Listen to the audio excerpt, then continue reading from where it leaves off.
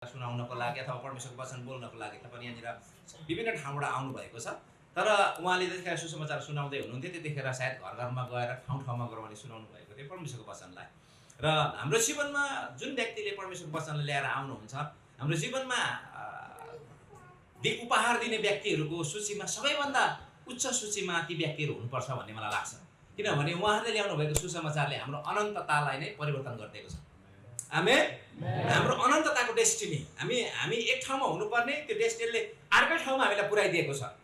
या कोही बेला म यसरी सम्झना गर्ने गर्छु, यदि मैले प्रभुलाई नपाएको भएदेखि, प्रभु येशू ख्रीष्टलाई नचिनेको भएदेखि मेरो डेस्टिनी, मेरो अवस्था के हुन्थ्यो होला, मेरो गन्तव्य के हुन्थ्यो होला, मेरो विचार के हुन्थ्यो होला, मेरो परिवार के हुन्थ्यो होला, मेरो भाषाहरू कस्तो हुन्थ्यो होला, मेरो जीवनशैली कस्तो हुन्थ्यो होला, र मेरो उद्देश्य के हुन्थ्यो होला, र म कुन फिलोसफीमा कुन चाहिँ किसिमको एउटा दर्शनमा म हिँडिराखेको हुन्थ्यो होला, अनि त्यसले मलाई कहाँ पुर्याउँथ्यो होला भन्ने कुराहरू कोही बेला म सोच्ने गर्छु।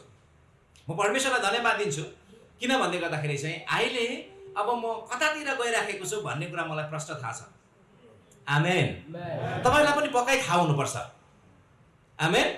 साँच्चै तपाईँ र म विश्वासी, हामी आफूले आफूलाई भनेको जस्तै विश्वासी हौँ भने नि, विश्वासीहरूको लागि चाहिँ जन्मको दिन भन्दा मृत्युको दिन अझै असल हो। आमेन भन्नुहोस्। जन्मको दिन भन्दा मृत्युको दिन अझै असल हो भन्छ।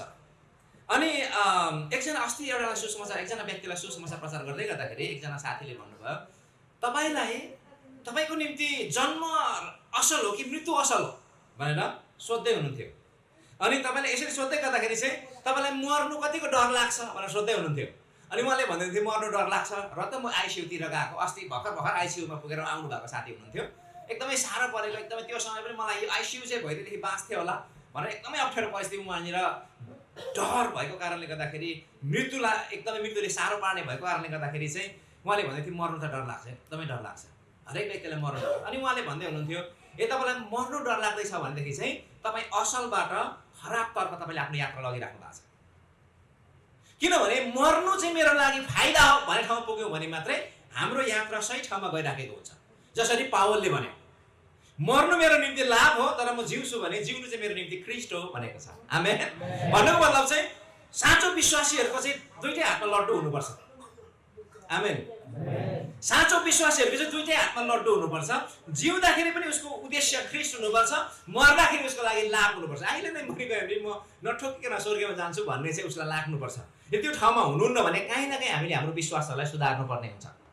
हाम्रो विश्वास सुध्रिन्न भने अहिले पनि हामीलाई डर छ, बा म नर्कमा पनि जान्छु कि भन्ने डर छ भनेदेखि चाहिँ तपाईँ र मैले हाम्रो विश्वासलाई दह्रो बनाउनु पर्ने हुन्छ। किनभने तपाईँको विश्वासले सही तरिकाले काम गरिराखेको छैन। तर म तपाईँलाई उत्साह दिन चाहन्छु, यहाँ हुनेहरू पक्कै पनि एउटा स्वर्गीय आशा भएर, अनन्त जीवनको एउटा निश्चयता भएर तपाईँ यहाँ हुनुहुन्छ। नत्र भने त्यो निश्चयता छैन भने चाहिँ तपाईँले व्यर्थमा समयहरू बिताइराख्नु भएको छ। तर म आशा गर्छु, म विश्वास गर्छु हरेक व्यक्तिमा हामीमा निश्चयता छ। किनभने विश्वास चाहिँ आशा गरेको वस्तुको निश्चयता र अन्तिम वस्तुको प्रमाण हो भन्छ हिब्रू 11:1ले। र विशेष गरेर आज म सन्देशतर्फ म भर्खर पस्न खोज्दैछु। त्यो सन्देश चाहिँ मलाई दिएको सन्देश म पहिला तपाईँहरूको बिचमा म पढ्न चाहन्छु। उहाँहरूले मलाई टपिक दिनुभएको छ, त्यो टपिक अनुसार म तपाईँहरूको बिचमा केही परमेश्वरको सन्देशलाई म ल्याउन चाहन्छु। र मलाई दिएको टपिक मत्ती 24:32-42 छ, अनि 25:1-13। म पहिलो सेसनमा चाहिँ 24:32-42 खण्डमा गएर तपाईँको बिचमा म केही कुरा बताउने कोसिस गर्नेछु। मत्ती 24:32-42 लेखिएको कुरा म तपाईँको अगाडि पढ्नेछु।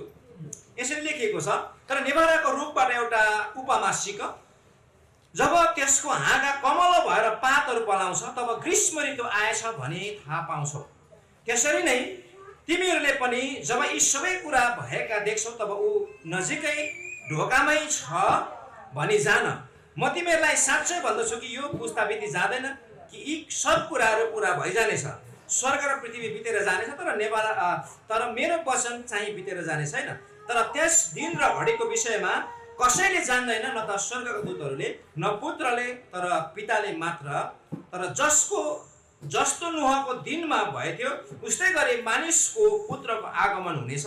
किनकि जसरी जलप्रलयका अगाडिका दिनमा नोह जहाजमा बसेका दिनसम्म, तपाईँले सुन्दै हुनुहुन्छ मेरो, मैले बोलेको सुन्नु हो भने पास छ कि तपाईँलाई गर्मी हुन्छ कि भन्ने डर मात्रै छ, नभए अरू सबै समस्या ठिक छ। खाइरहेका र पिइरहेका, विवाहबारी गरिरहेका थिए, औ जलप्रलय आएर सबलाई स्वात्तै नलगुन्जेल तिनीहरूले थाहै पाएनथे। त्यसै गरी मानिसको पुत्रको आगमन पनि हुनेछ। त्यसबेला दुईजना खेतबारीमा हुनेछन्, एकजना लगिन्छ अर्कोजना छोडिन्छ। दुईजना स्त्रीहरू जातो पिँधिरहेका हुनेछन्, एकजना लगिन्छ अर्को छोडिन्छ।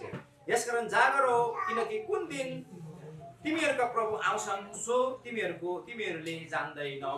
आमेन। विशेष गरेर हामीले आज यो दुईवटा सेसनहरूमा अन्त्यको दिनको चिन्हको विषयमा र अन्त्यको दिनको तयारीको विषयमा म तपाईँहरूलाई बताउनेछु। ओके, कति समय पुग्छ। ओके, किनभने यो दुईटा खण्ड तपाईँले हेर्नुभयो भने अन्त्यको दिनको चिन्हको रूपमा यो मत्ती 24 को 32 देखि 42 लाई हेर्नुहुन्छ भने मत्ती 25 को 1 देखि 13 मा हेर्नुभयो भने चाहिँ अन्तिमको दिनको तयारीको विषयमा लेखेको हामी पाउँछौँ। हामी अन्तिम समय छौँ भन्न, अन्तिम समय मात्रै होइन, कतिजना प्रभुको दासहरूको भनाइमा चाहिँ के हो भन्दाखेरि अन्तिम समयको पनि अन्तिम क्षणहरूमा छौँ, अन्तिम मिनेटहरूमा छौँ। यो क्रिस्ट येशूको समयदेखि यता चाहिँ अन्तिम दिन सुरु भएको हो। अनि आज 2000 वर्ष बितेको छ। अनि कतिजना व्यक्तिले चाहिँ 2000 वर्षदेखि येशू क्रिस्टको समयको चेलाहरूले पनि प्रभुको आगमनलाई उहाँहरूले आशा गरेका थिए। सुन्नुहोस् है, उहाँहरूले पनि आगमन भइहाल्छ कि भन्ने कुरा आशा गरेको थिए। अनि पहिलो थेसलोनिकी र दोस्रो थेसलोनिकी त्यसै सन्दर्भमा पहिलो थेसलोनिकी लेख्दै गर्दा पावलले लेख्दै गर्दाखेरि चाहिँ मण्डलीलाई के भयो भन्दाखेरि ओहो प्रभुको आगमन त भोलि नै हुन्छ क्या जस्तो भएर चाहिँ कामै गर्नु छोडे मान्छेले। हो कि सबै कामहरू गर्नु छोडेर त्यस पछाडि ल अब आगमन भइहाल्छ। यो झुटो शिक्षाहरूले पहिला तपाईँलाई थाहा छ अलिक अगाडिको समयहरूमा उनीहरूले टाइम दिएर डेट दिएर चाहिँ प्रभुको आगमन हुन्छ भनेको थिए। अहिले त्यो डेटहरू हराएर अर्को कहाँ के भएको छ। अनि त्यतिखेर पावलले डेटै चाहिँ दिएको थिएन, तर अन्तिम समयको एउटा चिन्हहरूको विषयमा लेख्दै गर्दा ल अन्तिम समय भइहाल्ने रहेछ। कतिवटा चिन्हहरू चाहिँ त्यतिखेर पनि मिल्दो थियो, पावलले भनेको कुरासँग मिल्दो भएको कारणले गर्दा ला अब प्रभुको आगमन भएछ भनिसकेपछि चाहिँ मजासँगले ल अब खाउँ पिउँ मजाले त्यसरी बस्ने खालको कुराहरू भइसकेको कारणले गर्दाखेरि चाहिँ दोस्रो थेसलोनिकी लेख्दै गर्दाखेरि चाहिँ ओहो हामीले भनेको जस्तो प्रचार गरेको जस्तो आज त भोलि आइहाल्छ भन्ने होइन है। यो थुप्रो एउटै मात्रै चिन्ह, एक दुईवटा चिन्ह पुरा हुँदैन प्रभुको आगमन भइहाल्छ भन्ने कुरा तिमीले सोच्नु हुँदैन। प्रभुको आगमनको लागि चाहिँ हामीले सोच्नु पनि थुप्रो कुराहरू छ भन्दै गर्दाखेरि अनि यहाँनिर हामीले चाहिँ अब अरू व्यक्तिले भनेको कुरा किन भनेर प्रभुले नै भनेको कुरा उहाँले दिनुभएको छ, तपाईँले दिनुभएको छ, यहीँबाट हामी जाउँ। अघि धेरै कुरा यसको विषयमा थुप्रो किसिमको व्याख्याहरू हुनसक्छ नि। मैले धेरै किसिमको व्याख्याहरू गर्दै गएँ भने कतिजना साधारण खालको मान्छेहरूको लागि यो गाह्रो हुन्छ। त्यसले गर्दाखेरि परमेश्वरको वचन चाहिँ एकदमै गहिरो बुझ्छु भन्दा पनि हुन्छ, सामान्य तरिकाले बुझ्छु भन्नेको लागि पनि यो एकदमै राम्रो छ।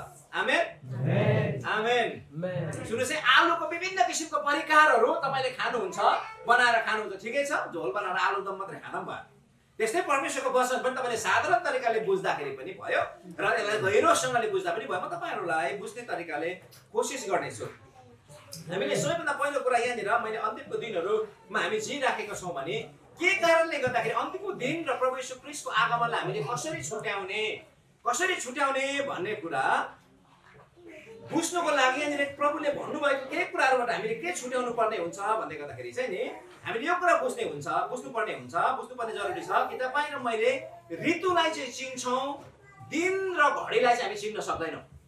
प्रभुको आगमनको कुरा गर्दै गर्दाखेरि चाहिँ ऋतुलाई चाहिँ हामी चिन्छौँ। ऋतु भनेको चाहिँ तपाईँको एउटा सिजन हो, धान रोप्ने सिजन भनेको जस्तै, अघि त्यस पछाडि तपाईँले मकै छर्ने सिजन भनेको जस्तै, अदुवा रोप्ने सिजन भनेको जस्तै, त्यही दिन कुन दिन रोप्नुपर्छ भने यो दिन ठ्याक्कै भन्ने कुरा छैन। कुन दिन ठ्याक्कै रोपेकोले फल्छ धेरै फल्छ भन्ने कुरा छैन, तर एउटा सिजन हुन्छ। अनि दिनको कुरा हुन्छ। प्रभुले के भन्नुभएको भन्दै गर्दाखेरि चाहिँ नि दिन र घन्टा चाहिँ तिमीले तोक्यौ भने समस्या छ, किनभने घन्टा र दिनको विषयमा चाहिँ कसैलाई पनि थाहा छैन। म एकैछिन तपाईँको 24 को 36 पढ्दैछु। यहाँनिर यसरी लेखेको हामी पाउँछौँ, तर त्यस दिन र घडीको विषयमा कसैले जान्दैन, न त स्वर्गदूतहरूले, न पुत्रले, न पिता, तर पिताले मात्रै। सुन्नुहोस् है, यहाँनिर त्यो दिन र घडीको विषयमा चाहिँ कसैले पनि जान्दैन, कसैले पनि चिन्दैन, कसैले पनि त्यसलाई फिगर आउट गर्न सक्दैन। तर सुन्नुहोस् है, सिजनको विषयमा प्रभुले सिजन ऋतुलाई चाहिँ तिमीले चाल पाउनुको लागि एउटा ऋतुको विषयमा चाहिँ उहाँले बताइदिनु भएको छ। अनि आज प्रभु येशू क्रिस्टको आगमनको एउटा ऋतुको विषयमा म तपाईँहरूलाई बताउन गइराखेको छु। ओके, ऋतुको विषयमा।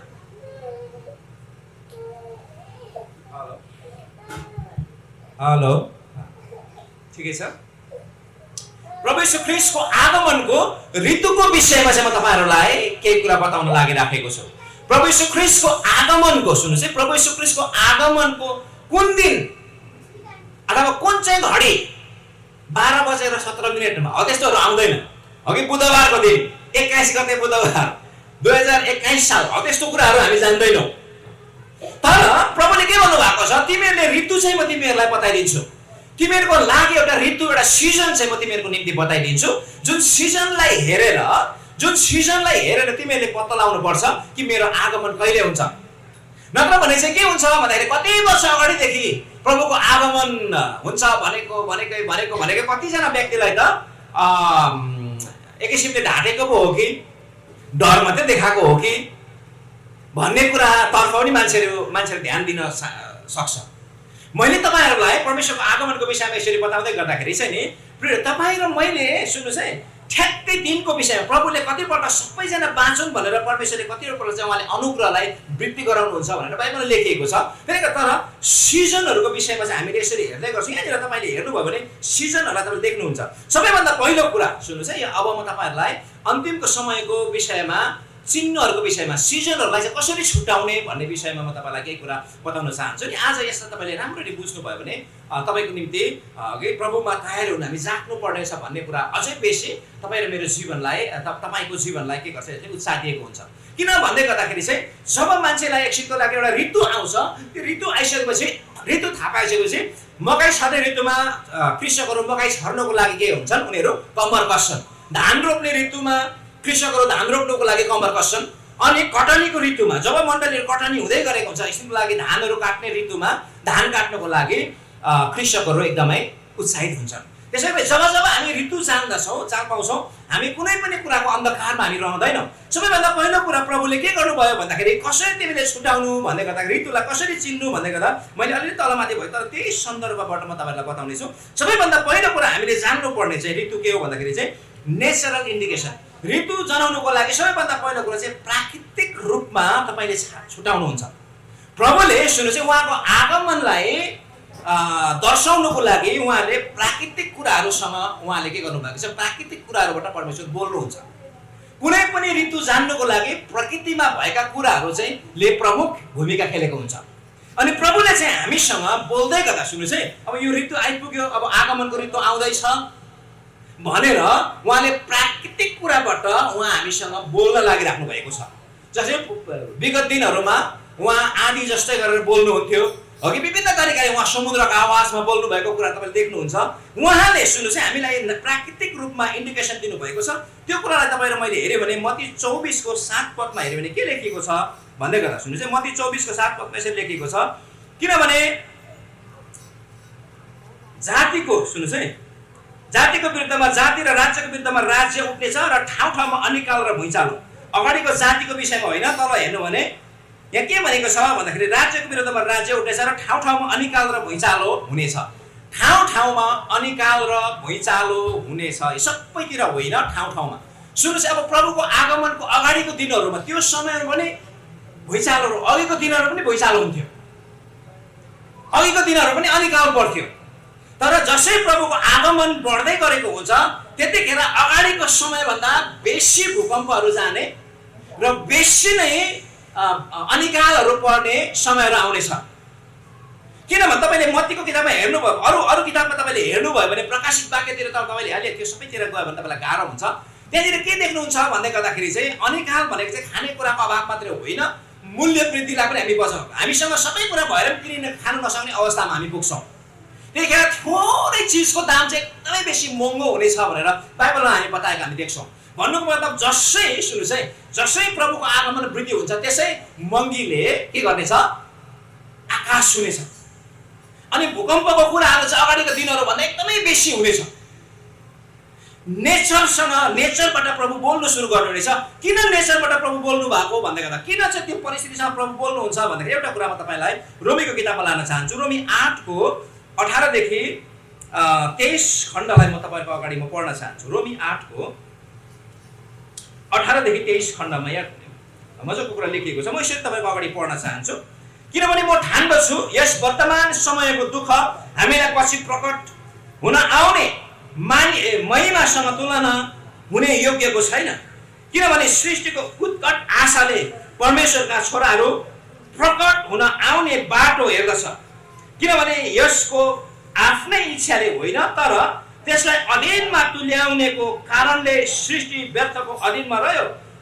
औ यसै आशामा कि परमेश्वरको सन्तानको महिमाको स्वतन्त्रतामा सृष्टि आफैले पनि विनाशको बन्धनबाट छुटकारा पाउनेछ।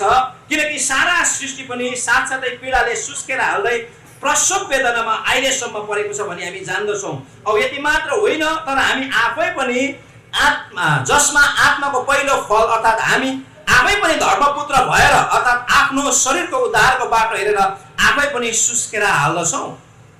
यहाँनिर तपाईँले हेर्नुभयो भने सुन्नुहोस् है, यो सृष्टि आफैले चाहिँ सुस्केर हाल्छ।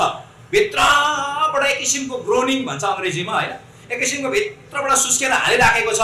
किन भन्दै गर्दा यो सृष्टि पनि तपाईँ र मेरो सँगसँगै, तपाईँ र म सँगसँगै यो महिमामा परिणत हुनको लागि यसले छुटकाराको आशामा यो जिउँदछ। यो सृष्टि आफै पनि सृष्टिमा भएको सबै कुराहरूको पनि प्रभुको यीशु ख्रीष्टको आगमनमा अथवा परमेश्वरको छोराहरूको प्रकटीकरणमा, तपाईँ र मेरो महिमित प्रकटीकरणमा चाहिँ सृष्टिले पनि छुटकारा पाउनेछ। भन्नुको मतलब यो प्रलयदेखि सृष्टि पनि जोगिनेछ। अहिलेको जस्तै यो विभिन्न किसिमको भूक्षयहरू भयो, अनि ठुलो ठुलो किसिमको बाढीहरू भयो, अघि यो विभिन्न किसिमको भूकम्पहरू भयो, यो सबै भूकम्पहरूबाट, यहाँ भएको नेचुरल डिजास्टरहरूबाट, प्राकृतिक प्रकोपहरूबाट सृष्टि आफैले पनि छुटकाराको लागि प्रसव वेदनामा रोइराखेको छ भन्छ। प्रसव वेदना ओ भनेर तपाईँले खुइ काट्नुहुन्छ नि उकालोमा, खुइ काट्दै उकालो जानुहुन्छ, त्यस्तै खुइ काटिराखेको छ यो सृष्टिले पनि। ऊ पनि उत्कट चाहना गरिराखेको छ। अनि के हुन्छ भन्दै गर्दाखेरि चाहिँ सुन्नुहोस् है, जसै प्रभुको आगमन नजिक हुँदै गर्दाखेरि यो सृष्टिले पनि हलचल गर्न सुरु गर्छ। किनभने उसको भित्रको उत्साह वृद्धि हुन सुरु गर्छ। किनभने प्रभु यीशु ख्रीष्टको आगमन हुँदै गर्दाखेरि नि प्रभु यीशु ख्रीष्टलाई उहाँ स्वयं सृष्टिकर्ता हुनु भएको कारणले गर्दाखेरि चाहिँ यो सृष्टिले पनि परमेश्वरलाई चाहिँ रेस्पोन्स दिन्छ। आमेन। यो सृष्टिले पनि परमेश्वरलाई रेस्पोन्स दिन्छ, प्रभु यीशु ख्रीष्टको आगमनलाई रेस्पोन्स गर्छ।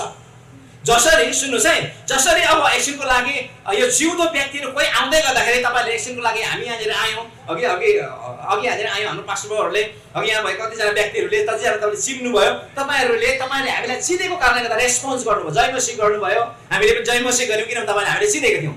जब यो आगमनले तपाईँले जसरी हामीलाई रेस्पोन्स गर्नुभयो, प्रभुको आगमनलाई चाहिँ यो सृष्टिले पनि रेस्पोन्स गर्नेछ, सृष्टिले पनि थाहा पाउनेछ।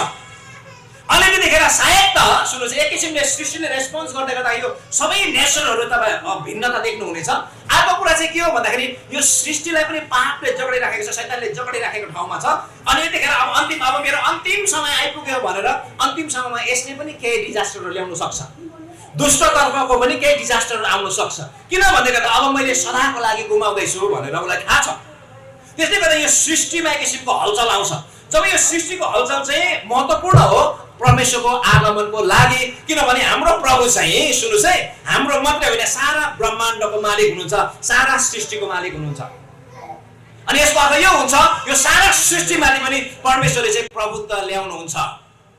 अनि सुन्नुहोस्, यो सृष्टिमा हलचल आउँदै गर्दाखेरि सबैभन्दा पहिलो कुरा सृष्टिमा हलचल आउँछ भनेदेखि चाहिँ नि अर्को इन्डिकेसन चाहिँ के हो भन्दाखेरि, सृष्टिको इन्डिकेसन अर्को भने अर्को चाहिँ स्पिरिचुअल इन्डिकेसन, आत्मिक इन्डिकेसनहरू छ।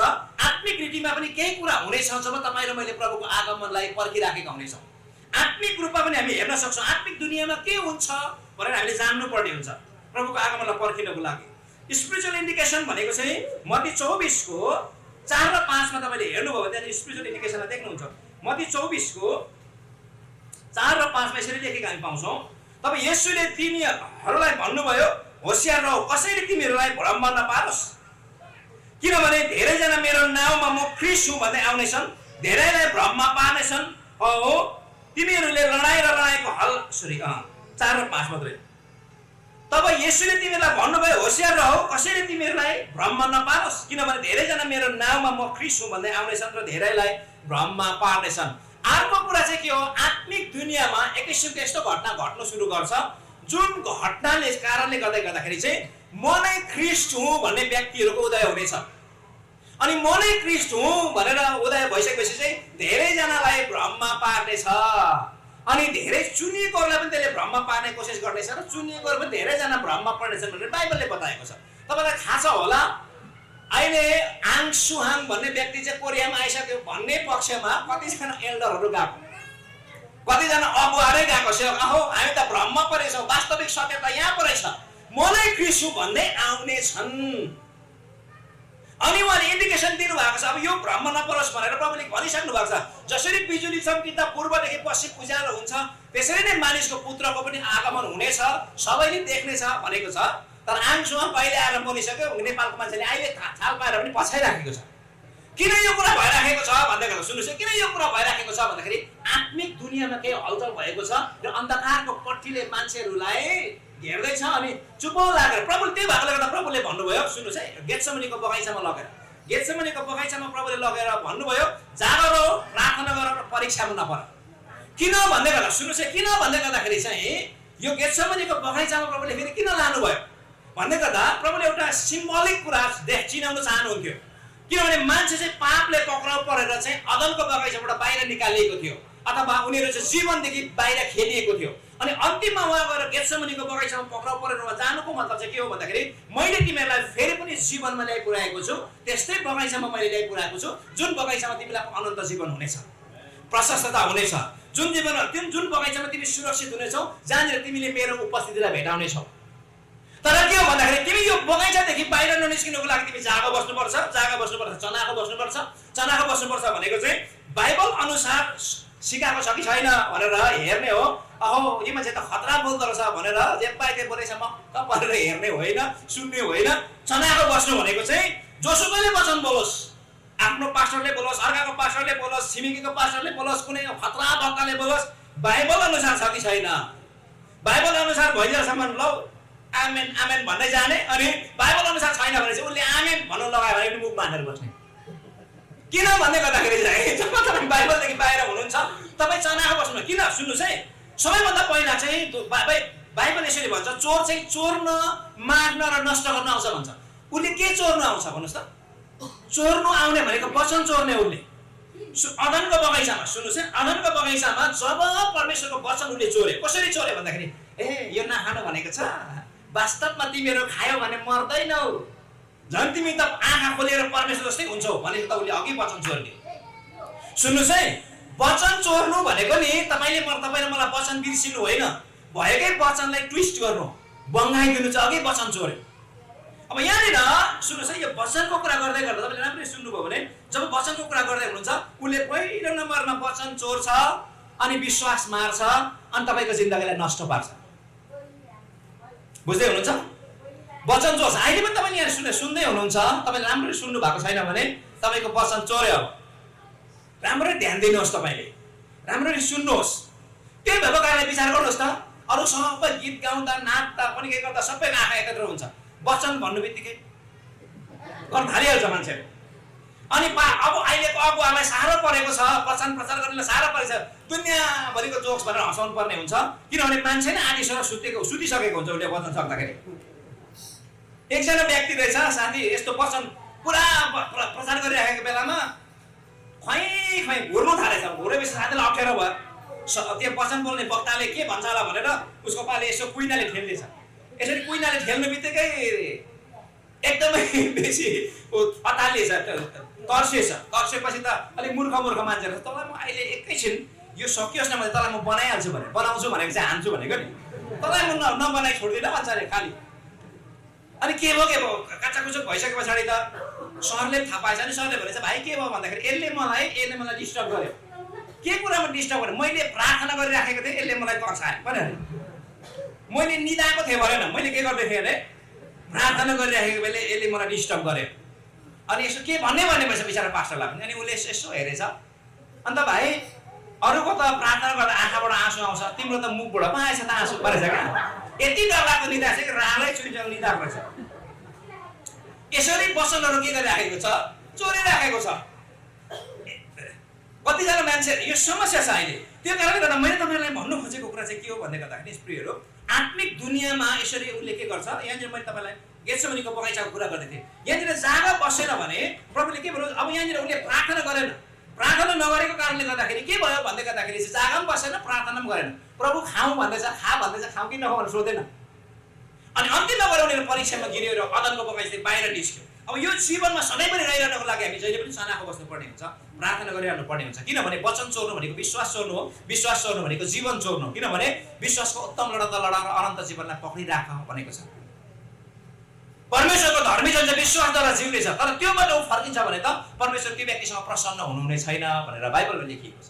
त्यसले गर्दाखेरि यी दिनहरूमा हामी सङ्घर्ष चाहिँ केमा छ भने तपाईँ र मेरो जीवनमा भएको परमेश्वरले दिनुभएको विश्वासलाई पक्रिराख्नुको लागि चाहिँ एकदमै ठुलो चुनौती छ। आज तपाईँले विचार गर्नु सँगैको साथीहरू, कतिजना साथीहरूले विश्वासलाई त्यागिसकेको अवस्थामा होला, सँगसँगै आराधना गर्ने, इभन त कतिजना त वक्तै के भन्छ अगुवाई भइसकेको व्यक्तिहरूले पनि विश्वासलाई त्यागेको घटना तपाईँले देख्नु भएको होला। किनभने हामी एकदमै क्रुसियल टाइममा छौँ, अन्तिमको दिनहरूमा छौँ। यो कुरालाई हामीले याद गर्नुपर्ने हुन्छ। यो स्पिरिचुअल इन्डिकेसन भनेको चाहिँ के हो भन्दै गर्दा सुन्नुहोस् है, स्पिरिचुअल इन्डिकेसन तपाईँले बुझ्नुपर्ने कुरा चाहिँ के हो भन्दै गर्दाखेरि चाहिँ दुई किसिमको आत्मिक कुराहरू यहाँनिर हलचल हुन्छ अन्तिमको समयमा। एउटा चाहिँ के हो भन्दाखेरि चाहिँ पुरा अन्धकारले, धेरैजना व्यक्तिलाई चाहिँ अन्धकारले ढाक्छ, तर कतिजना व्यक्तिमा चाहिँ परमप्रभु उदय हुनुहुनेछ। तपाईँले यशाया 60 को 1 देखि 3 मा हेर्नुभयो भने चाहिँ उठ र प्रकाशमान हो, किनभने तेरो ज्योति आएको छ। हेर, अन्धकारले पृथ्वीलाई निष्पट, अन्धकारले मानिसहरूलाई ढाक्नेछ, तर तँमा चाहिँ परमप्रभु उदयमान हुनेछ। आमेन। यो दुई किसिमको झुन्डहरू हुनेछ पृथ्वीमा।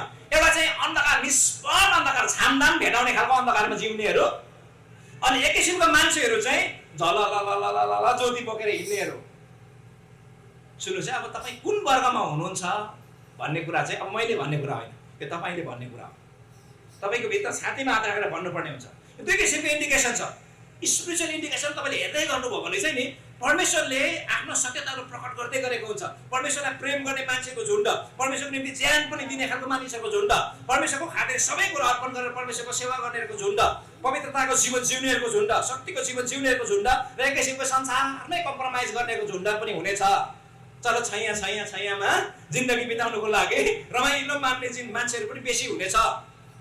एकैछिन यस्तो खालको क्षण हुनेछ उनीहरूको निम्ति। सुन्नुहोस् है, उनीहरूको निम्ति चाहिँ पाप चाहिँ केही पनि होइन। उनीहरूको निम्ति चाहिँ पाप चाहिँ एउटा सामान्य कुराहरू भएर जानेछ। उनीहरूको निम्ति व्यभिचार सामान्य कुरा भएर जानेछ। उनीहरू हेर्नुहोस् त, झुटो अहमवक्ताहरू भन्ने कुरा गर्छ, म नै प्रभु भन्ने व्यक्तिहरू हेर्नुहोस् त कति साह्रो आँट आएको। सुन्नुहोस् न, कति साह्रो आँट आएको। यहाँनिर म तीर्थ हो, मलाई तीर्थ हो भन्नु त राम्रो आँट आउँदैन जस्तो छ। मान्छेलाई प्रभु हो भन्नु पनि डङ्गै आँट आइराखेको छ। राम्रै बिहा गरेर हो कि 2-3 जना बिहा गरी पो प्रभु भन्छ त फेरि। सुन्नुहोस्, आमसङ भन्ने मान्छेले 2 जना बिहा गरे, उसको हिस्ट्री पढ्नुभयो भनेदेखि बिहा गरेर पनि के माता, आफ्नो श्रीमतीलाई शुद्ध माता परमेश्वर भन्नु सक्ने मान्छेहरू संसार कति साह्रो पतित होला त्यो। अनि त्यसलाई पछ्याउने फेरि अन्धा पछ्याउने प्रभु त आइसक्नु भएको छ कोरियामा अरे, आएर मरिसकेछ फेरि विचार। सुन्नुहोस् है, र पनि पछ्याउने भनेपछि विचार गर्नुहोस् त। हामीले आशा गरेको प्रभु त, हामीले विश्वास गरेको प्रभु त बौल उठेको प्रभु, आमेन, फेरि कहिले नमर्ने प्रभु हो, खुसुक्कै कहाँबाट जन्मिने प्रभु होइन, बादलमाथि आउने प्रभु। जसरी पूर्वदेखि पश्चिम बिजुली चम्किँदाखेरि उज्यालो हुन्छ, त्यसरी नै उज्यालो बनाएर आउने प्रभु। आमेन आमेन। सबै व्यक्तिलाई छुटकारा दिने प्रभु।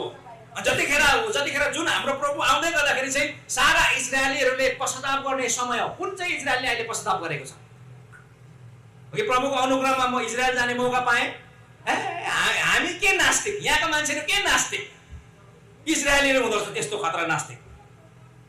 कतिवटा ठाउँमा तेलअभिव भन्ने ठाउँमा हुँदो रहेछ, त्यहाँको मान्छेहरू देख्दाखेरि आफूलाई लाज लाग्दो, मैले के आँखामा लगाउनु भएछ, सबै नाङ्गे भुतुङ्गे हिँड्दो रहेछ त्यहाँ। त्यो खोइ त इजरायलले पश्चाताप गरेको। प्रभुको आगोमा त इजरायलले पश्चाताप गर्छ भन्छ। उनीहरूले आफ्नै हातले छेडेकोले, उनीहरूको आँखाले देखेर पश्चाताप गर्छ भनेको कुरा बाइबलले लेखिएको छ। यो सबै कुराहरू हुँदा पनि मान्छेले चाहिँ आइसक्यो कि यसो हो, कतिजना आइसक्यो, फेरि यसो कम्ती रहेनछ, त्यो पनि आयो हो, यो त होइन होला, फेरि पनि परेकै छ। एकपल्ट के भएछ भन्दै गर्दाखेरि चाहिँ गान्धीजीले चाहिँ एउटा मैना लिएछ, तोता लिएर आएछ, सिकाएछ। अनि गान्धीजीले अब नेपालीमा होइन हिन्दीमै सिकाएछ, बिचरा हिन्दी मात्रै जान्दछ नि त। अनि गान्धीजीले के सिकाएछ भन्दाखेरि चाहिँ उनले शिकारी आएगा, जाल बिछाएगा, चारो डालेगा, खुद को छिपाएगा, लेकिन फस्न नहीं भन्ने सिकाएछ हिन्दीमा। कतिले हिन्दी जान्नुहुन्छ है? शिकारी आउँछ, जाल बिछाउँछ, चारो हाल्छ, आफूलाई लुकाउँछ, तर नफस्नु है भन्नु सिकाएछ। अनि त्यसपछि मजाले सिकाएर छोडिदिएछ तोतालाई, गयो जङ्गलमा। त्यो तोताले सबैलाई सिकाएछ। शिकारी आएगा, जाल बिछाएगा, चारो डालेगा, खुद को छिपाएगा, लेकिन फस्न नहीं भन्ने सबलाई सिकाएछ। अनि पण्डितजीले फेरि जाल, यो चाहिँ कथा मात्रै ल, जाल बिछाउनु लगाएछ, उसको एउटा उसलाई जाल हान्नुको लागि पठाएछ। जाल हान्नुको लागि पठाउँदै गर्दाखेरि त यसो गएको भएको नमाको सबैलाई सिकाए। शिकारी आएगा, जाल बिछाएगा, खुद को छिपाएगा, चारो डालेगा, लेकिन फस्न नहीं भन्छ। अनि निराश भएर रित्तै जाल बोकेर फर्केछ। खै सुइले जाल भिजाएनस्, मैले त भिजाइन। किन भन्दाखेरि हेर्नुहोस्, तपाईँले सिकाउनु भएकोले खतम पारेछ, सबलाई सिकाएछ। मैले जाल त हान्, एकपल्ट जाल हान्, जाल राखेछ भरे त कहाँ बुरु सबै जे भने त्यो सबै गरेछ। भरे त शिकारी आएगा, जाल बिछाएगा, चारो डालेगा, खुद को छिपाएगा भन्छ अरे, बुर उड्दै आउँदै जालमा पर्छ अरे, बुर उड्दै जालमा पर्छ अरे। सब उसको पनि जाल साल बोकेर ठ्याप्प यस्तो बोकेर लाँदै गर्दाखेरि त्यो जालभित्र बाटोमा पनि त्यो मैनाले के भन्छ, शिकारी आएगा, जाल बिछाएगा, चारो डालेगा, खुद को छिपाएगा, लेकिन फस्न नहीं भन्दै जाँदैछ। प्रभुको आगमनको विषयमा सुन्नुहोस् है, धेरैजना व्यक्तिले चाहिँ रट्टा त लगायो, तर के भन्दा आफै जालभित्र पसेर पनि म जालभित्र छु भन्ने कुरा विचारहरू बिर्स्यो। त्यसले गर्दा परमेश्वरलाई धन्यवाद होस् जो आजको दिन यो भवनभित्र हाँस्दै बसिराख्नु भएको छ। आमेन। सुन्नुहोस् है, अब यहाँनिर यस्तो किसिमको झुट, यो चाहिँ आत्मिक दुनियाँमा यो केही कुरा घटना घटेपछि चाहिँ बुरुरु एउटा सिसरको एउटा ऋतुमा जसरी छिचिमिराहरू निस्किन्छ नि, त्यो प्रभुको आगमनको छेउछाउमा चाहिँ नि झुटा अगमवक्ताहरूको छिचिमिरा जस्तै निस्किन्छ। अनि कसरी छुटाउने झुटा अगमवक्ता भन्दाखेरि चाहिँ उसले मै यीशु भन्छ, मै यीशु भन्छ, धेरैलाई भ्रमाउँछ। सुन्नुहोस् है, अनि बाइबलको कुराहरू गर्दैन। बाइबलले भन्छ यो सबै कुरा तपाईँलाई म धेरै कुरा नभनौँ होइन, हामीले यो बाइबललाई तपाईँले राम्ररी पढ्नु होला, किनभने यही विषय मैले बोल्नु थाल्यो भने समस्या हुँदै जान्छ अझै बेसी। त्यो कारणले गर्दा म तपाईँलाई के भनिराखेको छु भन्दै गर्दाखेरि स्पिरिचुअल इन्डिकेसनलाई तपाईँले हेर्नुहोस् र वरिपरि हेर्दै गर्दाखेरि चाहिँ मै यीशु हो भन्ने व्यक्तिहरूदेखि चाहिँ तपाईँहरू एकदमै टाढा बस्नु होला। धेरै कुरा जान्नै पर्दैन, यीशु मै हो भनिसक्दाखेरि यो झुटो अगमवक्ता रहेछ भनेर भाग्दा भइगयो। कति सजिलो छ, र पनि मान्छे फसिराखेको छ। किनभने आत्मिक दुनियाँमा केही कुरा घटना घटेको हुन्छ जसले गर्दा मान्छेहरूको समशक्तिको पर्दाहरूलाई चाहिँ लगाइदिएको हुन्छ, र यो कुरामा हामी होसियार बस्नुपर्ने हुन्छ। अर्को महत्त्वपूर्ण कुरा, अर्को इन्डिकेसन चाहिँ के हो भन्दै गर्दा सुन्नुहोस् है, अर्को इन्डिकेसन भनेको चाहिँ पिपल इन्डिकेसन भनेको चाहिँ मानिसहरूको एउटा इन्डिकेसन प्रभुले दिनुभएको छ। मानिसहरूको एउटा नाप छ, मानिसहरूको जीवनमा प्रभुले भन्नु पिपल इन्डिकेसन भनेर मैले लेखेको छु। त्यो चाहिँ मत्ती 24:26देखि 13, मत्ती 24:26देखि 13 म तपाईँको अगाडि पढ्नेछु। यसरी लेखेको हामी पाउँछौँ। सरी, मैले 26 भनेको छु, 6देखि 13 म यसरी लेखेको हामी पाउँछौँ। तिमीहरूले लडाइँ र लडाइँको हल्ला सुनेछौ, नखबर अघि दिन हुन आवश्यकै छन्, तर अन्त्यले त्यतिखेर हुने छैन। किनभने जातिको विरुद्धमा जाति र राज्यको विरुद्धमा राज्य उठ्नेछ र ठाउँ ठाउँमा अनिकाल र भुइँचालो, अघि मैले पढेको छु त्यो। तर यी शब्द कष्टका सुरु हुन्। तब तिमीहरूलाई घोर शासनको लागि सुम्पिदिनेछन् र तिमीहरूलाई मार्नेछन्। अब मेरो नाउँको खातिर सबै जाति मध्ये तिमीहरू घृणित हुनेछौ। तब धेरैजनाले ठेस खानेछन् र एउटाले अर्कोलाई विश्वासघात गर्नेछ र घृणा गर्नेछ। धेरै झुटा अगमवक्ताहरू खडा हुनेछन् र धेरैलाई भ्रममा पार्नेछन्। अब अधर्म पर्ने हुनाले धेरैको प्रेम सेलाएर जानेछ, तर अन्तसम्म स्थिर रहने चाहिँले उद्धार पाउनेछ। आमेन। अब यहाँनिर मानिसहरूको इन्डिकेसन के हुने रहेछ भन्दाखेरि चाहिँ जातिको विरुद्धमा जाति, राज्यको विरुद्धमा राज्य उठ्नेछ भनेको मतलब चाहिँ मानिसहरू झगडालु स्वभावको हुनेछन्, मानिसहरू इगोइस्टिक हुनेछन्, सानो सानो कुरामा पनि सहन गर्न नसक्ने किसिमको हुनेछन् र नै जातिको विरुद्धमा जाति खडा हुनेछ। अहिले विभिन्न तरिकाबाट सुन्नुहोस् है, अहिले जुन तरिकाले अब जातिको विरुद्धमा जातिहरू खडा हुन लागिराखेको छ यो त सामान्य कुरा हो। पछिको दिनमा अझै शक्तिशाली भएर जानेछ यो कुराहरू। मान्छेहरू अझै म तपाईँलाई अर्को खण्डमा अहिले एकछिनमा फेरि पढ्न चाहन्छु, तर यहाँ तपाईँले हेर्नुभयो भने चाहिँ नि मान्छेहरू एक किसिमको मान्छेको जीवनमा तपाईँले चिन्ह देख्न सुरु गर्नुहुनेछ। मान्छेको स्वभावलाई तपाईँले हेर्न सुरु गर्नुहुनेछ। मान्छेको अघिको दिनहरूभन्दा अचम्म तरिकाले उनीहरूको जीवनहरू परिवर्तन भएर जानेछ। उनीहरूको जीवनहरू यस्तो किसिमको परिवर्तन हुनेछ जुन परिवर्तनमा हेर्दै गर्दाखेरि चाहिँ तिमोथी आफैले पनि लेखेको कुराहरू म तपाईँको अगाडि पढ्नेछु। दोस्रो तिमोथी 2 तिमोथी 3को 1देखि 5 म तपाईँको अगाडि पढ्नेछु। 2 तिमोथी 3को 1देखि 5 मा यसरी लेखिएको छ, तर यो जान कि आखिरी दिनमा डरलाग्दो समय आउनेछ, किनभने मानिसहरू स्वार्थी, सबैभन्दा पहिला सुन्नुहोस् है, मानिसहरू स्वार्थी, धनको लोभी, अहंकारी, हट्टी, निन्दक, आमा बाबुको आज्ञा पालन नगर्ने, बैगुनी, अपवित्र, स्वाभाविक प्रेम रहितका, खुसी नहुने, अर्कालाई दोष लगाउने, असंयमी, निष्ठुर, असल नरुचाउने, विश्वासघाती, उत्ताउला, दिमागी, परमेश्वर भन्दा बरु सुखविलास निको मान्ने।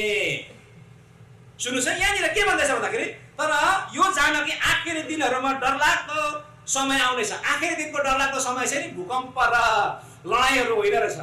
त्योभन्दा डरलाग्दो आखिरी समय चाहिँ के रहेछ भन्दाखेरि मानिसहरू, सबै विश्वासीहरू भनेको छ। तपाईँ प्रभुमा नयाँ गरी जन्मेको व्यक्ति पनि हुनुहुन्छ कि मानिसहरू मात्रै हुनुहुन्छ भन्ने कुराले चाहिँ फरक पार्छ। यहाँनिर तपाईँ सामान्य मान्छे हुनुहुन्छ भने यहाँ के छ भन्ने गर्दा सुन्नुहोस् है, किनभने मानिसहरू सबैभन्दा पहिलो कुरा स्वार्थी।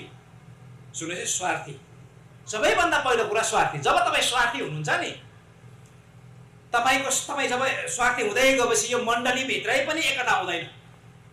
मण्डलीमा पनि ओहो भन्ने कुरा निस्किन्छ, सुरु भइहाल्छ। हामी चाहिँ के हो भन्ने टाइपको कुराहरू सुरु भइहाल्छ। एक किसिमको कसरी हुन्छ, आफूलाई फाइदा भएन भनेदेखि दोस्रो मान्छेको फाइदा मात्रै छ भनेदेखि तपाईँले पार्टको छोडे। अहिले विचार गर्नुहोस् त, नेपालमा कतिवटा पार्टीहरू बनेर कतिवटा पार्टीहरू फुटे। के को कारणले गर्दा होला? सिद्धान्तको कारणले गर्दा होला। देश विकास गर्न पाउँछ भनेर हो, पद पाइन भनेर।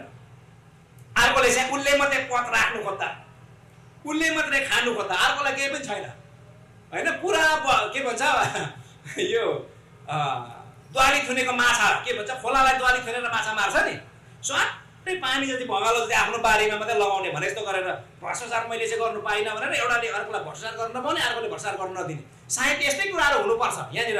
विभिन्न सामान्य सत्तामै नपुगेको पार्टी फुटेको छ, सत्तामा पुगेको पार्टी फुटेको। संसारमा त किन कुरा गर्नु, चर्चभित्र हेर्नु, चर्चभित्र मण्डलीहरू यो किन दर्शनको कारणले गर्दा फुटेको हो नभन्नु होला। मण्डली दर्शनको कारणले गर्दा फुट्दैन, स्वार्थको कारणले गर्दा फुट्छ। सुन्नुहोस् है, एउटै मण्डली, स्वर्ग जाने ठाउँ एउटै हो, प्रभु पनि एउटै हो। आफ्नो आफ्नो भिजन के हो? भिजन प्रभुको इच्छा पुरा गर्ने। आमेन। भिजन भनेको प्रभुको इच्छा पुरा गर्नु हो। तर काहीँ न काहीँ तपाईँले हेर्नुहोस्, काहीँ न काहीँ हामी फुट्यौँ भनेदेखि त्यहाँभित्र स्वार्थ लुकेको छ। अर्को नम्बर तपाईँले हेर्नुहोस्, यहाँनिर स्वार्थी मात्रै होइन, धनको लोभी। अघि पनि भनेर दिने बेलामा हामीलाई प्रभुले नै दिने हरेक समयमा दिनु किन लाउनु भएको? प्रभु गरिब भएकोले गर्दा होइन। तपाईँ हरेकपल्ट हामी दिँदै गर्दाखेरि हामी भित्रको लोभको बन्धन टुट्दै गरेको हुन्छ। देव त तिमीलाई हेर्नु चाहिँ हाम्रो परमेश्वर त सिधैमा प्रेम गराउने परमेश्वर हुनुहुन्छ। हाम्रो परमेश्वरले त्यो उजाडी स्थानमा, सुन्नुहोस् है, उजाडी स्थानमा विचार के थिएन प्रभुलाई दियो होला, तर सिधैमा उहाँले मन नखुवाउनु भयो। आमेन। सिधैमा सबै कुरा। तर परमेश्वरले हामीलाई दिनु लगाउनु भएको कुरा चाहिँ के हो भन्दै गर्दाखेरि हामी पनि धनको लोभी नहोस्। हरेकपल्ट परमेश्वरलाई हृदय खोलेर दिँदै गर्दाखेरि उनीहरूको बन्धन, लोभको बन्धनहरू तोडियोस्। कति साह्रो दिन हो। चर्चमा विचार गर्नुहोस् त, कोनीको बिमार भएको पनि भेटी उठाएकै छ, कोनी के गर्नु भेटी उठाएकै छ, चर्च बनाउनु भेटी उठाएकै छ। अनि दिएर म अनिका लागेर मरे भन्ने विश्वासी हामी कहिले देख्दैनौँ। आमेन।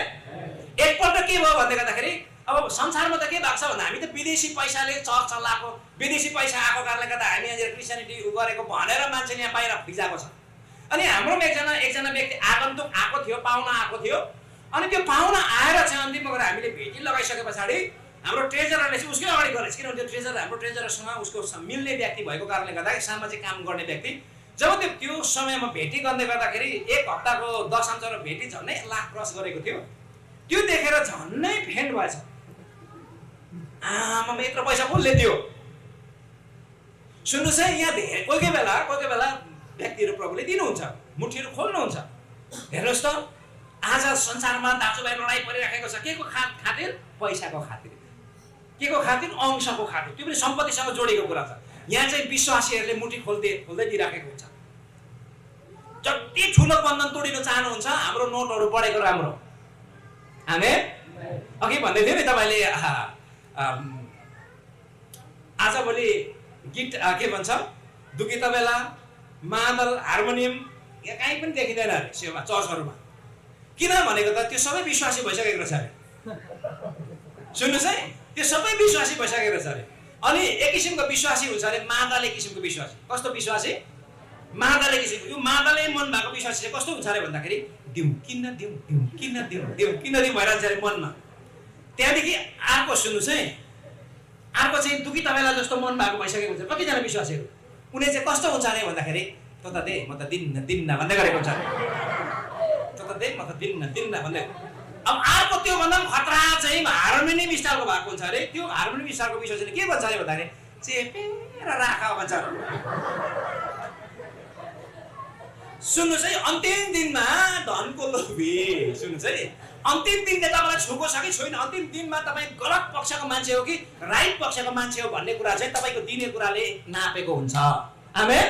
तपाईँ कतिको धन कमाउनुको लागि लोभी हुनुहुन्छ। धन कमाउनु भनेपछि कसले मन दुखाए पनि दुखाओस्, कसको चित्त दुखे पनि दुखाओस्, प्रभुको इच्छा भन्दा विपरीत भए पनि होस् भन्ने किसिमको जिन्दगी तपाईँ जिउँदै हुनुहुन्छ भने चाहिँ अन्तिम दिनको अन्धकारले तपाईँलाई छोप्दैछ, त्यहाँबाट बाहिर निस्किनु पर्ने हुन्छ। आमेन। सुन्नुहोस् है, यहाँ एकदमै महत्त्वपूर्ण कुरा छ। धनको लोभी, अहङ्कारी। अहङ्कारी तपाईँलाई थाहा छ नि अहङ्कारी भनेको के हो? अघि मैले सबै वर्ड एक्सप्लेन गर्दै गयो भने अरू मैले भन्नु साह्रो समय लाग्छ होला। अहङ्कारी भनेको घमण्डी, आफूमा घमण्ड गर्ने, आफ्नो बलमा घमण्ड गर्ने। मै मात्रै हो, म जतिको कोही पनि छैन, होइन? म भएन भने केही पनि चल्दैन, उनीहरू भएन भने मेरो पनि चल्दैन भनेर सोच्दैन। म भएन भने केही पनि चल्दैन। सुन्नुहोस्, म खतरा एकछिनको लागि अहिले संसारमा रोनाल्डो र मेसी भन्ने व्यक्तिहरू संसारको खतरा खेलाडीहरू हो उनीहरू, तर एक्लै उफ्रेर तिनीहरूले पनि केही गर्नु सक्दैन, होइन? अगाडि बुट चुट लगाएर एक्लै फेरि यहीँ आएर हाम्रो जतै टिमले पनि जितिन्छ मेसी एक्लै आयो भने चाहिँ, होइन? चारतिरबाट बिचाराले गोलै त पाउँदैन, एक्लै हो भने उसले पनि जित्छ। किपर पनि छैन, ब्याक पनि छैन, होइन? मेरो अर्को पनि छैन, स्टागर केही पनि छैन भने उसले जित्दैन। अहङ्कारी मान्छेहरू चाहिँ म एक्लैले गेम जिताएको भन्ने खालको मान्छेहरू, म बिना चल्दैन चल्दैन भनेको हिसाब भएर चाहिँ हुर्की लाउने मान्छेहरू हुन्छ नि। त्यो कि तपाईँलाई यो विषयमा मैले धेरै व्याख्या नगरौँ हो कि अहङ्कारी मान्छे कस्तो हुन्छ तपाईँलाई थाहा छ, वरिपरि हेर्नु भएको होला। कोही बेला आफूलाई यसो हेर्नु कतिपल्ट कोही भन्छ नि रिस बेला तैँले मलाई चिन्छस् भन्दै गरेको हुन्छ नि, त्यसो भनिसक्दा तँलाई चिनिसक्यो त्यसलाई, उसले म के हो भन्ने कुरा भन्नु खोजेको नि, तैँले मलाई चिनेको छस् भन्नु खोजेको छ नि। यस्तो किसिमको मान्छेहरू अहङ्कारी। सुन्नुहोस् है, हट्ठी, निन्दक। निन्दक भन्ने चाहिँ सबैलाई साह्रै छिटो हामीलाई के हुन्छ आजभोलि अर्काको नराम्रो कुरा मात्रै हेरिरहने। यसो हेरिसके पछाडि उसको हाँसाइ पनि मिलेन, उसको पेटै राम्रो भएन, उसको परेलाइ राम्रो भएन, उसको यो भएन, उसको गराइ राम्रो भएन, उसको हेराइ राम्रो भएन, उसको बोल, यो सबै कुरामा खालि नेगेटिभ कुरा मात्रै हेरिरहनेलाई चाहिँ निन्दक भन्छ। हेर्नुहोस् है, निन्दक। यहाँ सुन्नुहोस् है, आमा बाबुको आज्ञा पालन नगर्ने जवानहरू, आमा बाबुको आज्ञा पालन गर्ने नगर्ने, यतातिर आँखा पुकालेर आमालाई हेर्ने, बिहान नै उठाउँछ आमा बाउलाई नै उल्टो लडाउने खालको छ नि, हेरेरै लडाइदिन्छ जवान। पालन नगर्ने, बैगुनी, गुण कहिले नदेख्ने, बैगुनी, अपवित्र। अपवित्रको बेसी एक्सप्लेन नगरौँ, होइन? यो सबै कुराहरू स्वाभाविक प्रेम रहित सामान्य किसिमको मान्छेमा हुनुपर्ने सामान्य प्रेम पनि नभएको, स्वाभाविक प्रेम रहित, खुसी नहुने, कहिले खुसी पार्न नसक्ने। त्यही भएकोले गर्दा गीतै बनाइसक्यो, निरा कहिले रिसाउने, निरा कहिले रिसाउने भन्ने छ नि गीत। खुसी पार्नु नसकेर हुनुपर्छ त्यो गीत बनाएको। हैरान, खुसी पार्नु नसक्छ तपाईँले जे गर्नुहोस्, कहाँबाट त्यो के भन्छ नि पुरानो लुगामा केही सामान बोकेछ त यता डाले उता उद्रिन्छ, उता डाले उता उद्रिन्छ भने जस्तो मन भएको मान्छेहरू छ नि, केही गर्दा खुसी पार्न सकिने। सुन्नुहोस् है, खुसी पार्न नसकिने, अर्कालाई दोष लगाउने, असयमी, निष्ठुर, असल नरुचाउने, असल त केही पनि नरुचाउने, विश्वासघाती, उत्ताउला। सुन्नुहोस् है, उत्ताउला। हामी उत्साहित हुनुपर्छ, हामी जोसिलो हुनुपर्छ, तर हामी उत्ताउलो हुनु हुँदैन। अन्तिमको समय यो उत्ताउलो भन्छ नि, उत्ताउलो राम्रो कुरा होइन। दिमागी, दिमागी भनेको चाहिँ नि दिमागको अवस्था ठिक नभएको क्या, मेन्टल अवस्था ठिक नभएको मान्छेहरू। बरु सुखविलास भन्नुहोस् है, बरु सुखविलास निको मान्ने, परमेश्वर भन्दा पनि बेसी चाहिँ हामीलाई सुखविलास मनपर्ने। कहाँ हो यो तमाखे भनेको ठाउँ कहाँ हो? आफै साह्रो छ, बाइक जानु साह्रो छ, त्यसो भने त हुँदैन, होइन? हिँडेर जानुपर्छ। परमेश्वर हामीलाई चाहिएन, सुखविलास चाहियो। सडक पछिल्लो कार राख्न पर्छ, कार आउनु पर्यो, एसी भएको, कारबाट झर्नु बित्तिकै चर्चमा पुग्नु पर्यो, लाइनमा फुलहरू हुनु पर्यो, खदादानी हुनु पर्यो। यहाँनिर के भन्दैछ भन्दाखेरि नि तपाईँले अगाडि हेर्नु पऱ्यो भने त नि अन्तिम मान्छेको चिन्ह उँधो तपाईँले हेर्नु मत्ती 24 हेर्नु हो भने त मान्छे सबै तिमीहरू मेरो नामको खातिर सबै जातिहरूमा तिमीहरू के हुनेछौ? घृणित हुनेछौ। अहिले मजा यो वक्ताहरू खुब मजा मान्दै यस्तो खालको लगाएर हो कि खदा लगाएर हिँड्दै गरेका मान्छेहरूले नि जब प्रभुको आगमन नजिक हुँदै जान्छ नि बिचारले खदा टिप्नु भ्याउँदैन। त्यतिखेर यो लाउनु भ्याउँदैन। किनभनेदेखि विश्वासीहरू चाहिँ सबै जातिमध्ये घृणित हुन्छ भने त्यहाँ खुब वक्ता हुनेहरूको चाहिँ झन् हाल के हुन्छ होला? खतरामा पास्टर हुँ, म प्रेसिडेन्ट हुँ भन्नेहरूको हालखबर के हुन्छ होला? अहिले चाहिँ राम्रै छ, ठिकैको छ। यतिखेर त्यो भएकोले गर्दाखेरि म पनि एटिएफ जिल्ला इसा समाजको प्रेसिडेन्ट हो। प्रेसिडेन्ट भन्दाखेरि खुब मजा मानिदिइराख्दा त्यो खोजी प्रेसिडेन्टलाई चान हानेको दिन चाहिँ राजीनामा दिनेहरू थुप्रो हुनसक्छ। किनभने सुन्नुहोस् है, एउटाले अर्कोलाई विश्वासघात गर्दैछ भनेको छ। प्रेसिडेन्टलाई सचिवलाई प्रेसिडेन्टले पनि धोका दिन सक्छ। उहाँलाई कुनै उहाँ को सचिव हुनुहुन्छ? उहाँ प्रेसिडेन्ट हुन्छ, को सचिव हुनुहुन्छ? काठमाडौँमा हुनुहुन्छ।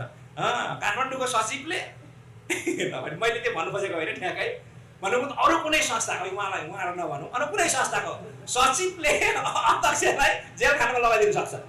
सबै गर्नु त यो भनेर देखाइदिनु गरेर एकपल्ट के भएछ भन्दै गर्दाखेरि सुन्नुहोस् है, एकपल्ट बिचरा एकजना बेङ्गोली थियो अरे, साह्रो मान्छे ट्रेनमा चाहिँ अब लुते मान्छे ट्रेनले छोडिहालेछ। अनि उसको पालि कुद्दै जाँदाखेरि साह्रो पऱ्यो। हाम्रो एउटा पन्जाबी यत्रो हात भएको पन्जाबीले चाहिँ नि ट्याप्पै छातीमा पकेर कुद्दै तान्दिएछ। फिलिली आएको भित्र पसेछ, ढुक्कै भयो। अनि त्यस पछाडि उसको पालि क्या भयङ्कर भएर चावल दाल खाओ शक्ति बढाओ भनेछ उसको पालि। पन्जाबीको पालि चावल दाल खाओ शक्ति बढाओ। अनि उसको पालि यसलाई कसरी चाहिँ यसलाई ठिक पारौँ भनेको। अन्तिममा उसको पालि त्यो त्यसै बित्थामा त्यो हुन्छ नि ट्रेनको हुन्छ नि खिच्ने स्वाटै तानेर ट्रेन रोकिदिएछ। अब किन रोक्यो ट्रेन? त्यसै बित्थामा रोक्नु पाउँदैन। कसले तान्यो भनेर उसको पालि चाहिँ यस्तो भित्रै के बङ्गालीको पालि भनेर देखाइदिएछ। उता देखाइदिएछ त्यो पन्जाबीलाई पक्रेर लग्यो। उसको पालि मछली खाओ बुद्धि बढाओ भनेछ।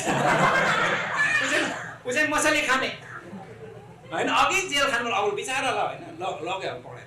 अब धेरैजना मैले भन्नु खोजेको कुरा चाहिँ के हो, यसरी नै धेरैजनालाई भित्र धोका दिने मान्छे पनि निस्किन्छ। हामी भित्रबाट निस्किनु बेर छैन। किनभने पावलको समय पनि त्यो कुरा भएको थियो। आफ्नै झुटा भाइहरू भनेको छ।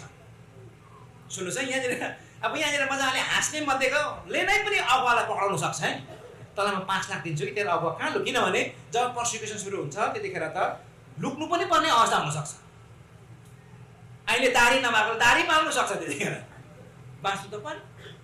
सुरुङभित्रको हलचल भन्ने किताब तपाईँले पढ्नु भएको होला। कति डरलाग्दो तरिकाले सतावट भएको थियो। अन्तिम समय बढ्दै जाँदाखेरि सुन्नुहोस् है, पर्सिक्युसन बढ्नेछ, सतावट बढ्नेछ। किनभने मान्छेमा परिवर्तन आउनेछ नि त, मान्छेको हृदयमा परिवर्तन आउनेछ। दुष्टले उनीहरूको हृदयमा काम गर्नेछ र पर्सिक्युसन बढ्नेछ। अहिले जसरी मान्छेले क्रिस्चियनहरूको विरुद्धमा हुँदैछ नि, पहिलाको समय हामीले बाहिर सुसमाचार सुनाउँथ्यौँ, हाम्रो नेताहरू पनि आएर बस्दिन्थ्यो कति त। अहिले त नेता आउनु त परै छैन, हामीलाई बाहिर सुसमाचार पनि सुनाउनु दिनु छोडिसक्यो। पर्सिक्युसन बिस्तारै बढ्दैछ। अब पछाडि के हुन्छ? चर्चभित्र पनि तैँले सुसमाचार के भन्छ आराधना गर्नु पाउँदैनस् भन्ने दिनहरू आउनु सक्छ। अब यतिखेर हामी तयार हुनु पर्यो कि अन्तिम दिनमा कस्तो हुँदैछ, किनभने पर्सिक्युसन वृद्धि हुनेछ। सुन्नुहोस् है, एकदमै प्रभु पर्सिक्युसन नहोस् भनेर प्रार्थना गर्ने होइन। प्रार्थना चाहिँ यो पर्सिक्युसनको बेलामा पनि हामी स्थिर रहन सकौँ भनेर प्रार्थना गर्ने हो। प्रार्थना भनेको चाहिँ प्रभु अन्तिम समयसम्म स्थिर रहन सकौँ। किन बाइबलले भन्छ अन्तिम समय स्थिर रहनेले चाहिँ उद्धार पाउनेछ।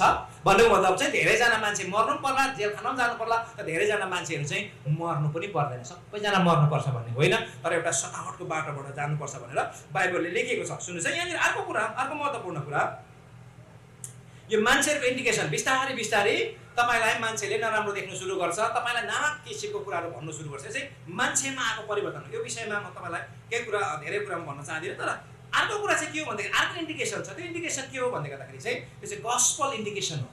त्यो चाहिँ गस्पल तपाईँले हेर्नुभयो भने मत्ती 24:14 तपाईँले हेर्नुहोस्। 24:14 हेर्नुहोस्।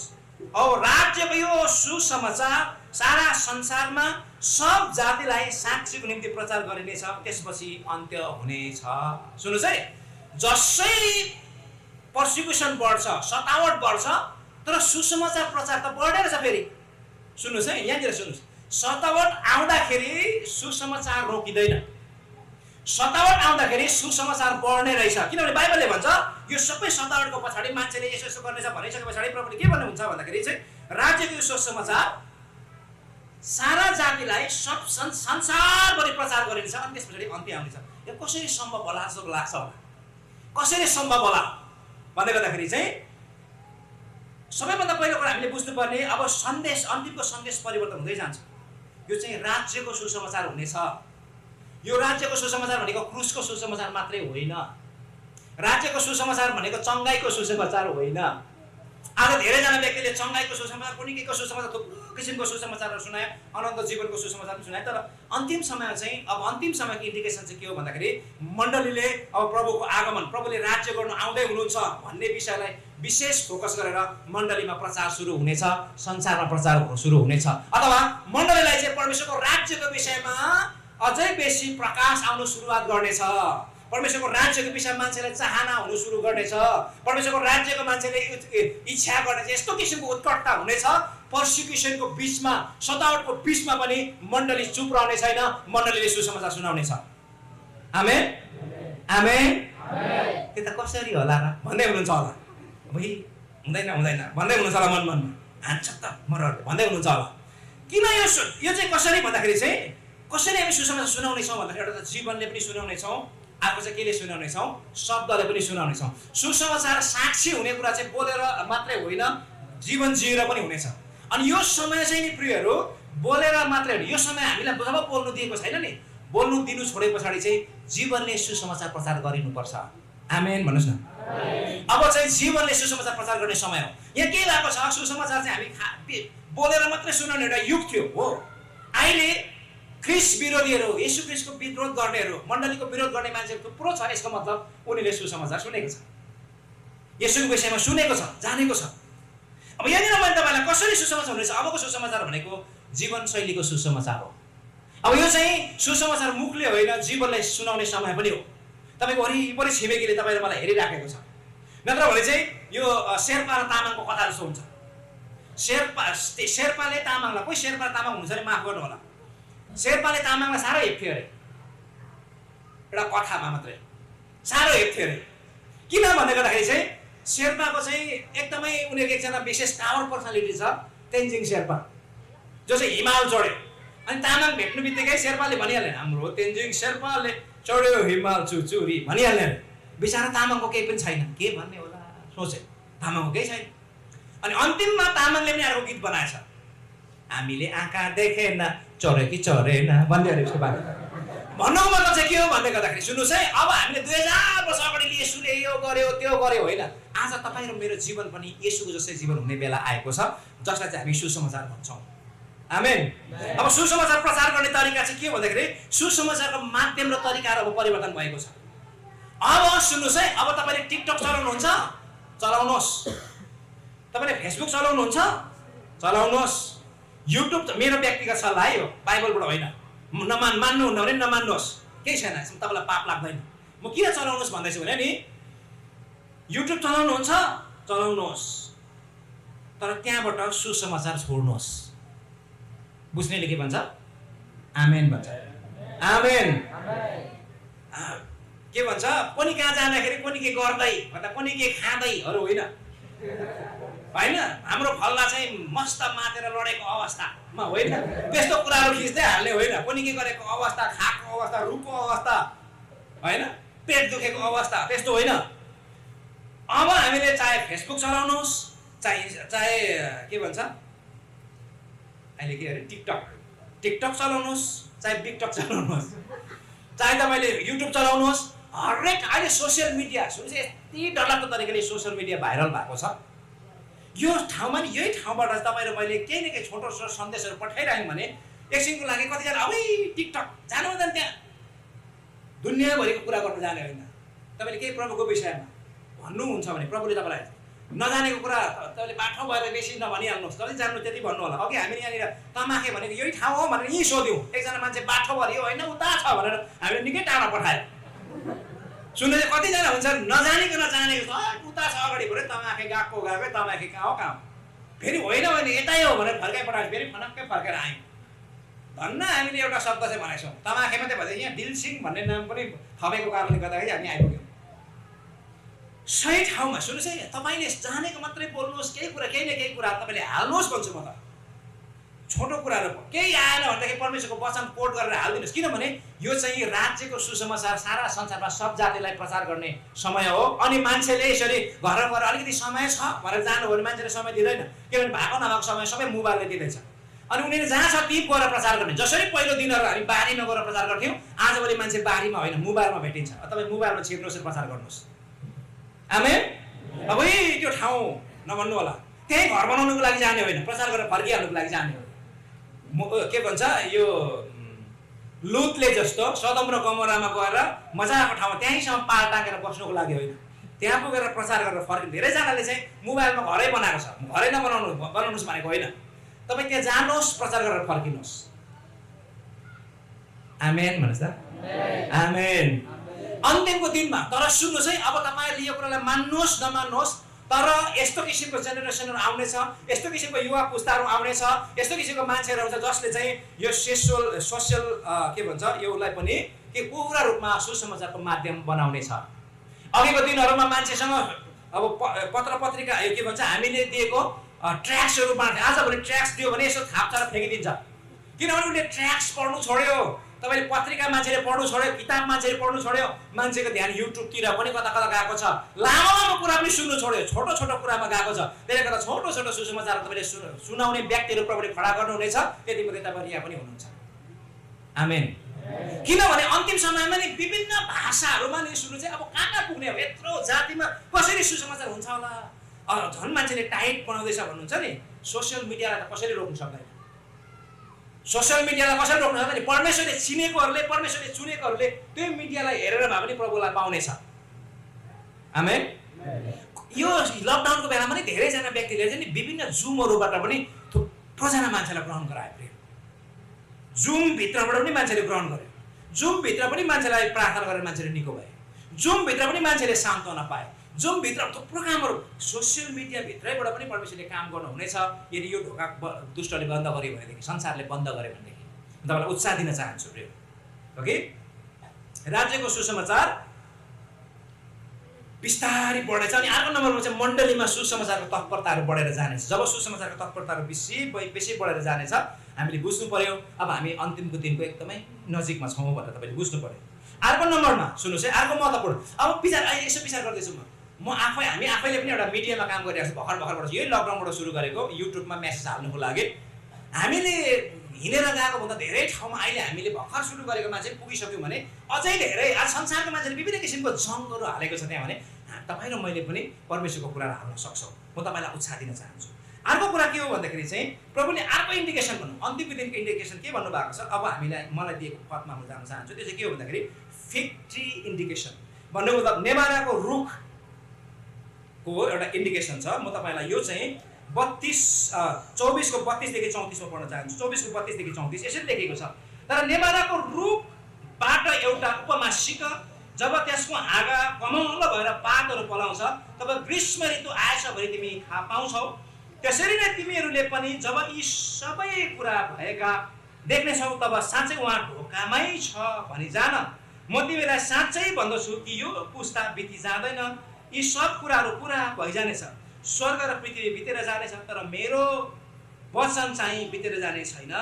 तर त्यस दिन र घडीको विषयमा कसैले जान्दैन, न त स्वर्गका दूतहरूले, न त पुत्रले, न त पिताले मात्र। सुन्नुहोस् है, अब यहाँ आएर प्रभुले यहाँनिर कतिले तपाईँले ध्यान दिएर पढ्नु भएको छ कि छैन बाइबललाई, यहाँनिर आउनु हो भने तपाईँलाई एक किसिमको यो के होला जस्तो लाग्छ। यहाँनिर आउँदै गर्दा तिमीहरूले जब नेभाराको बोटमा कमलो पत्ता मुना आउँछ तिमीले थाहा पाउँछौ कि ग्रीष्म ऋतु आएछ भनेर भन्दै गर्दा प्रभुले के भन्नुभयो भन्दा हुँदो यही पुस्ता बिति जाँदैन, यो सब कुरा हुनेछ भनेको छ। फेरि अब यो पुस्ताको कुरा गर्दै गर्दाखेरि पुस्ताको कुरा गर्ने हो भने एउटा पुस्ता भनेको येशूले बात मार्दै गर्नुभएको पुस्तालाई जनाउँछ, एउटा पुस्ता। अब त्यो पुस्ताको समयमा सुन्नुहोस्, त्यो पुस्ताको समयमा येशू ख्रीष्ट आउनुभयो, येशू ख्रीष्टको चेलाहरूको पुस्तामा येशू ख्रीष्ट आउनुभयो। राम्रो सुन्दै, यही हुनुहुन्छ, यही हुनुहुन्छ। येशू ख्रीष्टको पुस्ताको समयमा येशू ख्रीष्ट पौडी उठिसकेर स्वर्गमा गएपछि फेरि येशू ख्रीष्ट त्यो पुस्तामा आउनुभयो त? आउनु भएन। यो सबै कुराहरू बित्यो त? बितेन। त्यो अगाडिको केही कुराहरू बित्यो। जुन यरुशलेममा भएका कतिवटा कुरा घटना भत्किने कुराहरू छ, त्यो कुरा घटनाहरू घट्यो। 70-80 मै त्यो कुराहरू घट्यो। तर यो पुस्ताहरू बिति जाँदैन, यो सबै कुराहरू हुनेछ भनेर प्रभुले भन्दै गर्दा कुन चाहिँ पुस्ताको कुरा गर्नुभयो? अब पुस्ताले कति वर्ष जनाउँछ भन्ने कुरा तपाईँले हेर्नुभयो भने उत्पत्तिको किताबमा जानुभयो भने उत्पत्ति 15 को 13 र 16 मा हेर्नुभयो भने चाहिँ तपाईँले के देख्नुहुन्छ भने त्यहाँनिर पुस्ता भनेर चाहिँ 100 वर्षलाई इङ्गित, एक पुस्ता बराबर 100 पुस्तालाई इङ्गित गरेको हामी देख्छौँ। म तपाईँलाई उत्पत्तिको किताबमा लान चाहन्छु। उत्पत्ति 15 अध्यायको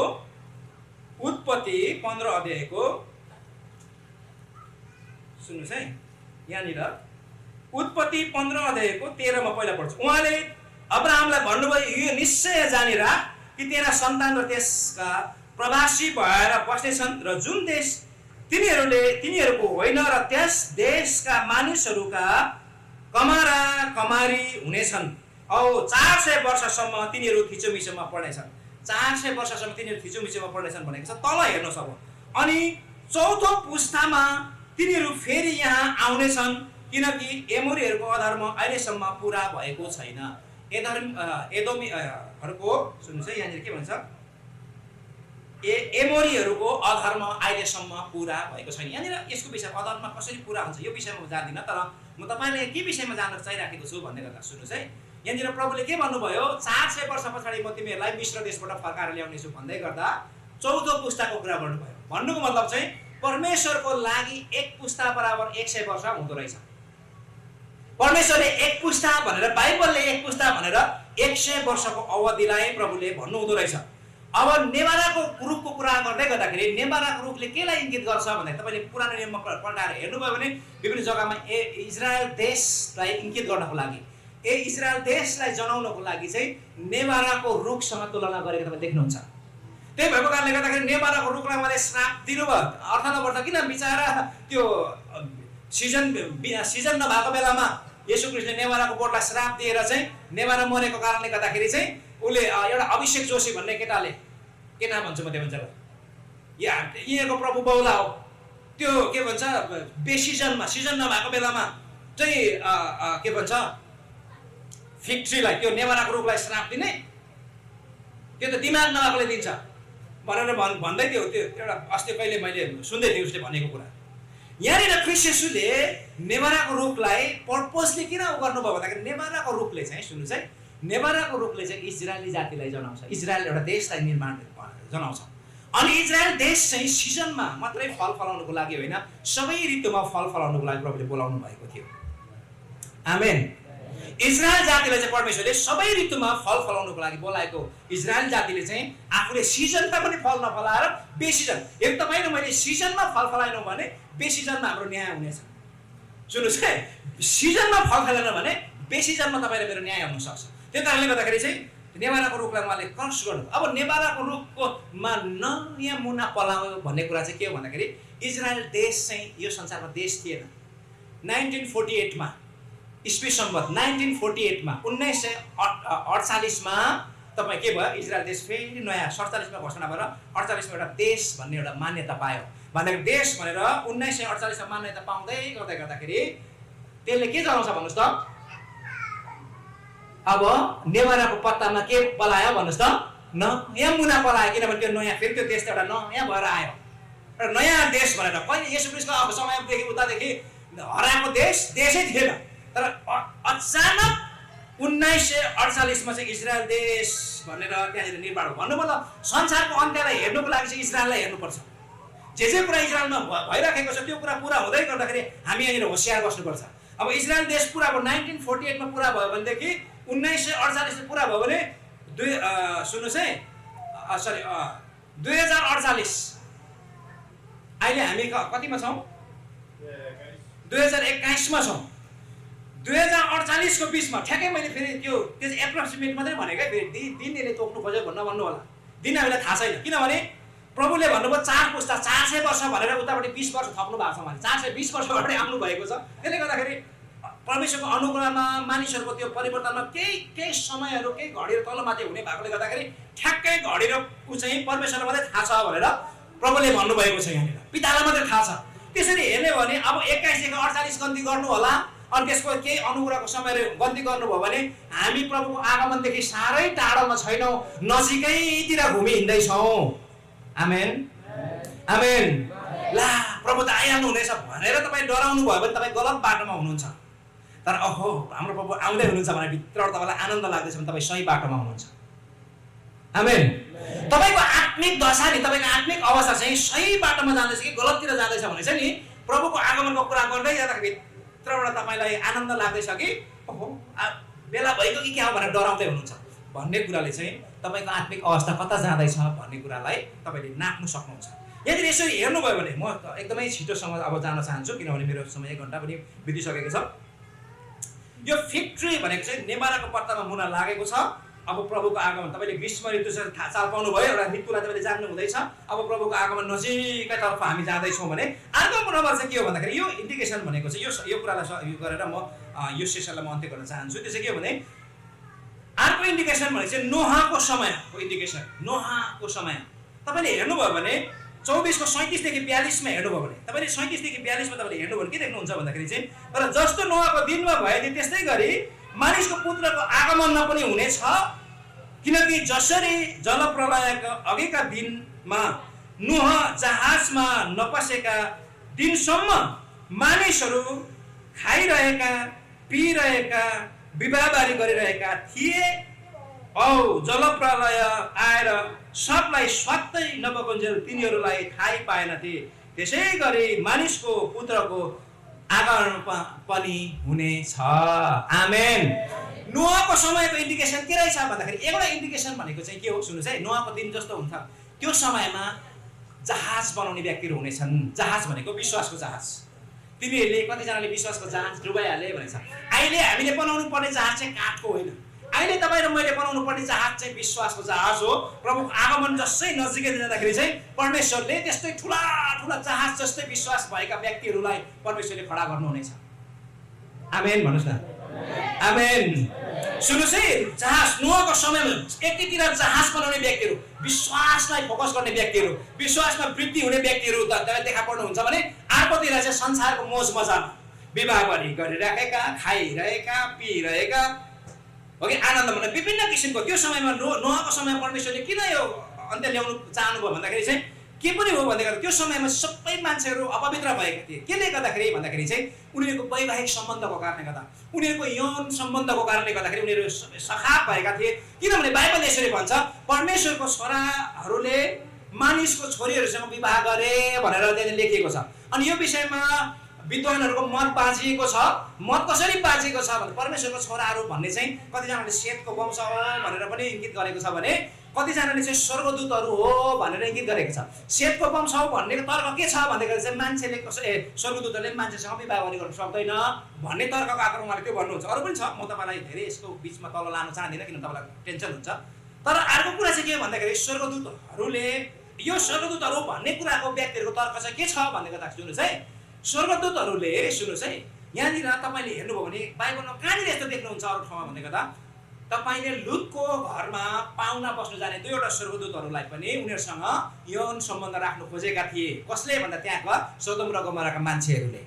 सुन्नुहोस् है, यिनीहरूलाई भोग गरौँ भनेर चाहिँ त्यो समय मान्छेहरू चाहिँ कस्तो खालको थिए भन्दाखेरि चाहिँ होमोसेक्सुअल मान्छेहरू थिए। पुरुषले पुरुषसँग नै नराम्रो व्यवहार गर्ने व्यक्तिहरू थिए।